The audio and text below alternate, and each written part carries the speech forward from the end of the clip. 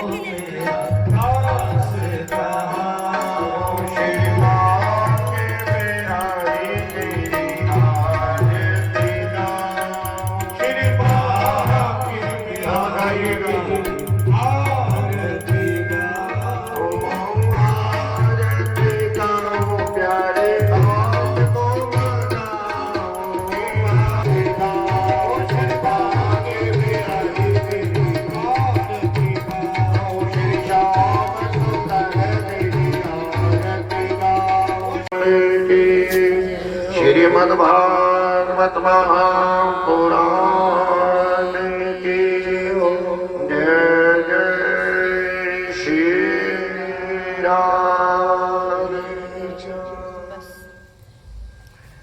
सब आसन ग्रहण करते हुए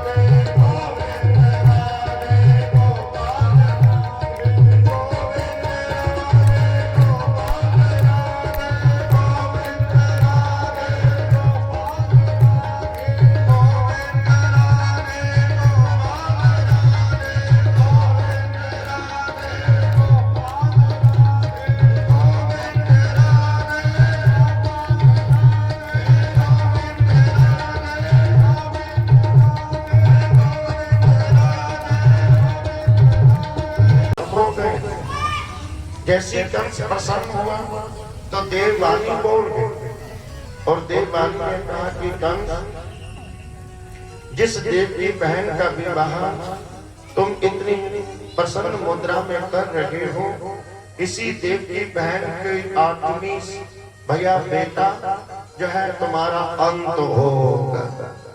जैसे देववाणी कंस के कान में गई तो कंस ने पालकी को जमीन पर रख दिया और देवकी को पालकी से निकाल करके कंस अपनी तलवार से जैसे वध करने लगा तो वसुदेव आए।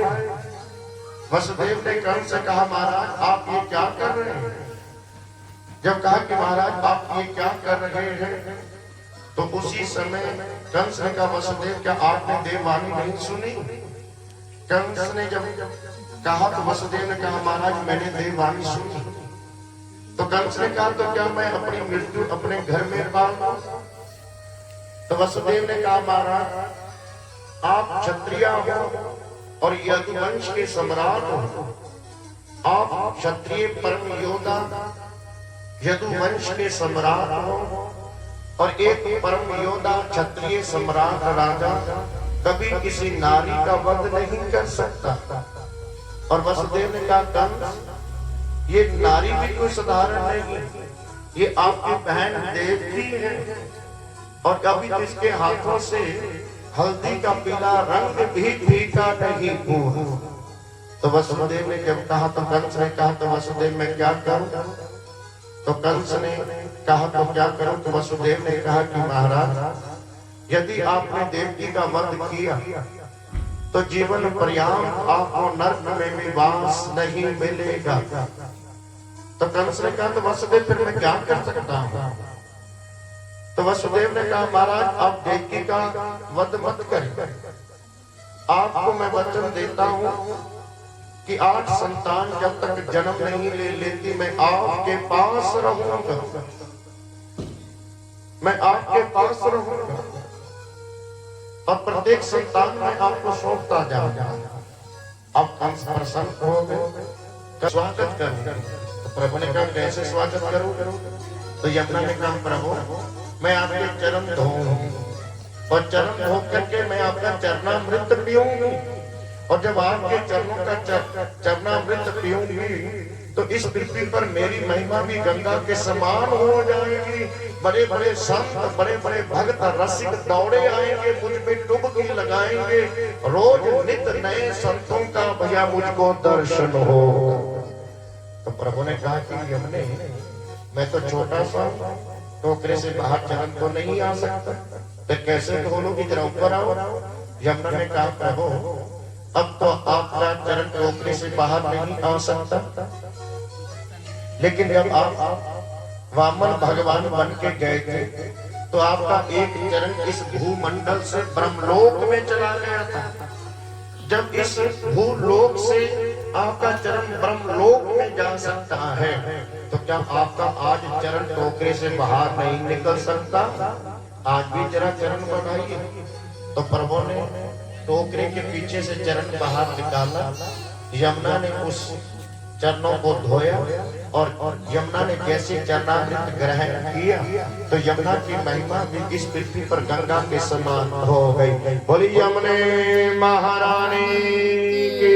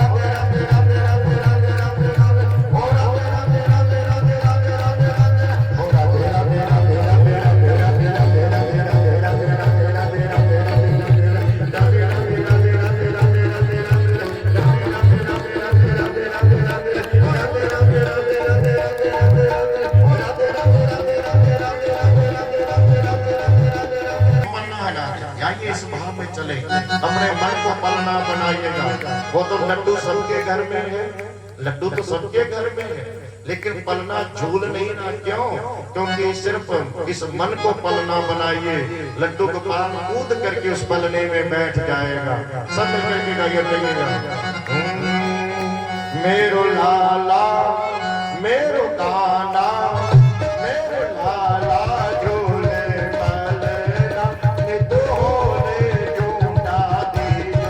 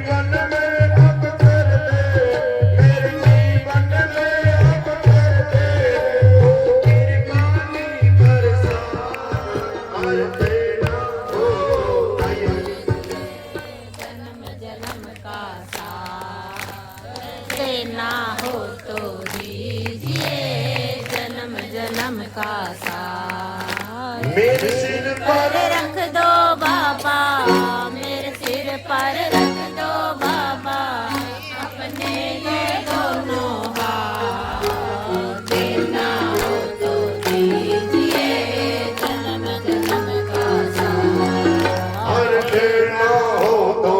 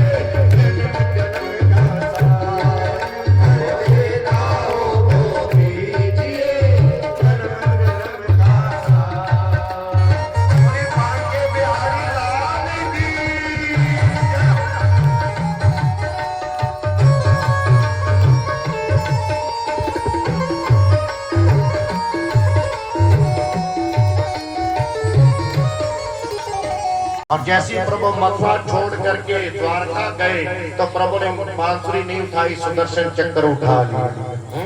इसलिए मथुरा भी छोड़ दो चाहे, इसलिए वृंदावन का और गोकुल का जो ठाकुर है, उस ठाकुर में और ब्रिज के बाहर जो ठाकुर गया, वृंदावन जब छोड़ के प्रभु मथुरा गए, मथुरा भी जाके प्रभु ने कंस के पहलवानों से युद्ध किया, धनुष को तोड़ा, वहां भी हथियार उठा लिया, बांसुरी तो किशोरी को दे गए थे। तो जो प्रभु वृंदावन के अंदर थे और जो वृंदावन से प्रभु बाहर है, इन दोनों परमात्मा, दोनों कृष्ण में बहुत अंतर है। इसलिए द्वारकाधीश प्रभु के लोग इतने दर्शन नहीं करते, बड़े बड़े रसिक जितने वृंदावन के बिहारी के दर्शन करते हैं प्रसन्न मुद्रा में, रसिक जो वहां रज में लोट पोट होते हैं, बड़े बड़े अंग्रेज भी लोट पोट हो रहे हैं। क्यों? जब हम लोग वृंदावन तो ग्वालों ने कहा कि लाला चोरी तो कभी दादा बाबा ने नहीं की, तू हमसे चोरी करवाएगा, तो हमसे चोरी करवाएगा। कन्हैया ने कहा रे चोरी हम जो करेंगे वो गिनी नहीं जाएगी। बोले क्या? बोले माखन चुराएगा। तो सबने कहा चोरी करनी तो नहीं आती, बोले मैं सिखाऊंगा। तो प्रभु ने एक बोर्ड बनाया, माखन चोर विश्वविद्यालय, और प्रिंसिपल की कुर्सी पर बैठ के अब ग्वालों का आए, लाला हमारा भी एडमिशन कर, अरे करिया हमारा भी एडमिशन कर, अरे कलवा हमारा भी एडमिशन कर, अरे मुरलीधर हमारा भी एडमिशन कर, अरे श्याम सुंदर हमारा भी एडमिशन कर। तो जैसे सबका एडमिशन हुआ तो लाला ने कहा मैं सबकी परीक्षा लूंगा। तो सबने कहा चोरी की कहे की परीक्षा? लाला ने कहा जाओ अपने अपने घर चोरी करो, जो पकड़ा जाएगा वो फेल हो जाएगा, जो बच के आए मेरे पास माखन आएगा वो पास हो जाएगा। सब गए, कोई पकड़े गए, कोई बच गए, टोली बन गई। एक दिन सब गोपियां इकट्ठी होकर यशोदा के पास गई। जैसी गोपियों ने यशोदा को आवाज लगाई कि अरे मैया तो कहाँ, जल्दी बाहर आ। यशोदा बाहर आई कि गोपी अरे क्यों भैया शोर मचा रही? तो गोपी ने कहा कि मैया देख तेरा ये लाला माखन तो चुराता है, बर्तन भी तोड़ देता है, माखन तो चुराता है, ये बर्तन भी तोड़ देता है। तो मैया ने लाला को बुलाया, क्यों लाला ये गोपियां ठीक कह रही है? तो लाला ने देखा कि सब इकट्ठी होके आई है, मार पड़वाई। तो लाला ने भोला सा मुख बनाया और लाला ने मैया से कहा मैया तू कितनी भोली है।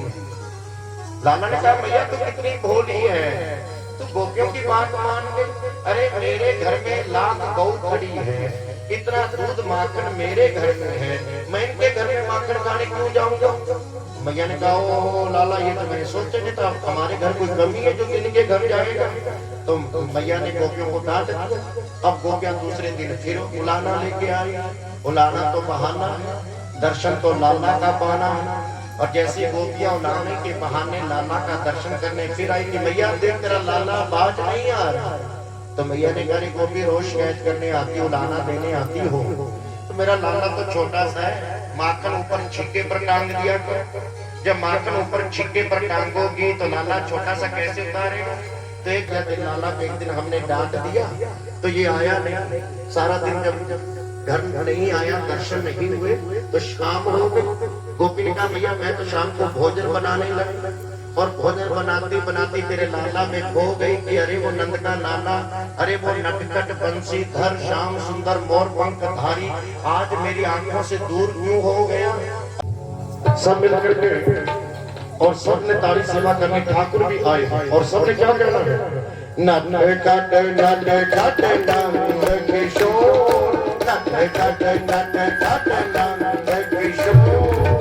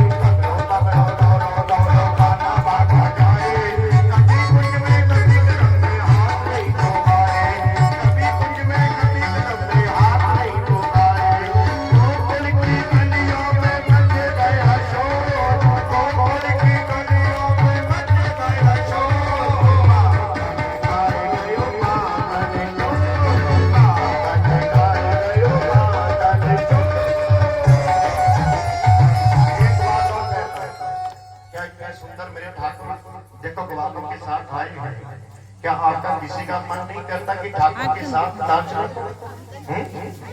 क्या भैया इतनी सुंदर देखो ब्रिज की गोपी आई है, देखो नटखट लाला ग्वाले आए।